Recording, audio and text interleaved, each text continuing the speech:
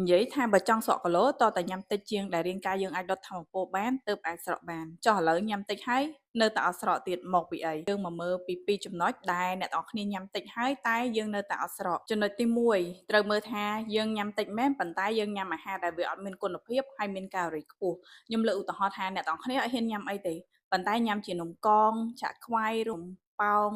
និយាយទៅយើងញ៉ាំប្រហែលតែម្ដុំឯណាប្រហែលដែលវាតិចទេប៉ុន្តែអាហារហ្នឹងគឺវាមានកាឡូរីខ្ពស់មានជាតិខ្លាញ់ខ្ពស់អាហ្នឹងក៏ជាមូលហេតុមួយដែលធ្វើឲ្យអ្នកនរគ្នាញ៉ាំអាហារបានតិចប៉ុន្តែយើងបានទទួលបរិមាណកាឡូរីដែលវាខ្ពស់គឺអត់អាចសក់គីឡូបានទេព្យាយាមជ្រើសរើសញ៉ាំអាហារវាមានគុណភាពញ៉ាំជាបន្លែត្រីសាច់ឲ្យបានគ្រប់គ្រាន់វានឹងធ្វើឲ្យអ្នកនរគ្នាញ៉ាំបាននៅក្នុងបរិមាណច្រើនជាងហើយល្អដល់រាងកាយរបស់យើងជាងពីរញ៉ាំអាហារដែលល្អហើយប៉ុន្តែញ៉ាំតិចខ្លាំងពេកខ្ញុំលើកឧទាហរណ៍ថារាងកាយយើងអាចដុតថាមពលបាន1200កាឡូរីនៅក្នុងមួយថ្ងៃដោយអ្នកនរគ្នាអត់ចាំបាច់ធ្វើអីសោះក៏អាចដុត1200កាឡូរីដែរហើយឧទាហរណ៍ថាយើងមានសកម្មភាពផ្សេងៗបន្ថែមរួមមួយមានការធ្វើលំហាត់ប្រាណបន្ថែមអាការដុតខ្លាញ់យើងគឺវានឹងកើនឡើងទៅតាមហ្នឹងឧទាហរណ៍ថាអ្នកនរគ្នាចង់ស្រកលេងអីមួយថ្ងៃយើងញ៉ាំត្រឹមតែ500ឬមួយ600កាឡូរីដោយយើងញ៉ាំអាហារល្អដូចគ្នាញ៉ាំតែសាឡាតញ៉ាំអាហារ clean ដូចគ្នា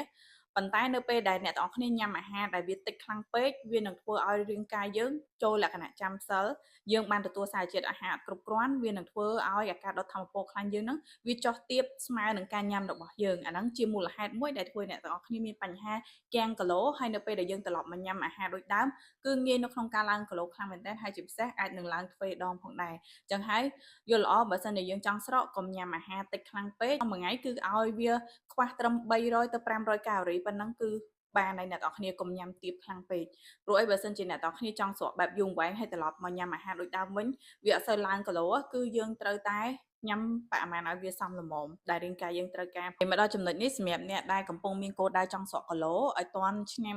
2026នេះតែយើងកំពុងតែជួបបញ្ហាគាំងគីឡូឬមួយក៏អត់ដឹងថាខ្លួនឯងគួរចាប់ផ្ដើមពីចំណុចណាគឺយើងមានបើកវគ្គផ្លាស់ប្ដូររូបរាងតាមអនឡាញដោយវគ្គរបស់យើងនេះគឺយើងផ្ដោតទៅលើការផ្លាស់ប្ដូរការញ៉ាំ80%ការធ្វើលំហាត់ប្រាណ20%មានអាហារូបត្ថម្ភជាជំនួយដើម្បីបន្ថែមរឿងសារជាតិអាហារមកដល់រាងកាយរបស់យើងផងដែរអញ្ចឹងអ្នកដែលគាត់ចាប់អារម្មណ៍អាចខមមិនពាក្យថាចាប់អារម្មណ៍នៅខាងក្រោមវីដេអូនេះបានចាខ្ញុំផ្ដល់ព័ត៌មានលម្អិតជូន